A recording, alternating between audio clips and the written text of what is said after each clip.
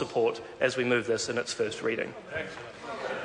The question is that the motion be agreed to. Mr Speaker. I call the Honourable Member Childs Chevelle. Thank you, Mr Speaker. Mr Speaker, when the Joint Family Homes Act 1950, the predecessor to the legislation that would be repealed under this bill, was enacted, the then National Government described that bill as part of its program to reinforce Christian family values. What the current Act does, as we have heard from the previous speaker, is allow a married couple that lives in a house owned by either or both of them to allow the house to be vested in both of them as joint tenants.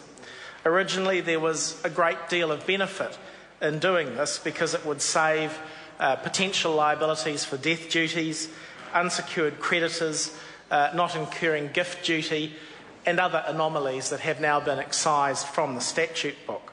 Most of these advantages just don't exist anymore, except perhaps for some of the creditors' protection and minor advantages in relation to legal costs.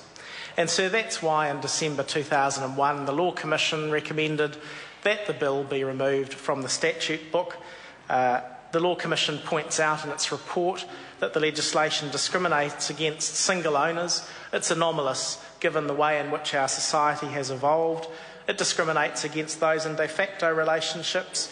The protection that it provides against creditors is limited, and it doesn't take into account differences in property values around the country or the fact that trusts are often used on a contemporary basis to protect against creditors as well.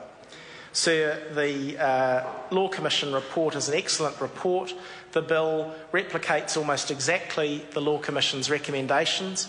The Labour opposition will be delighted, for those reasons, to support it to Select Committee, and we will listen to the evidence given at Select Committee carefully.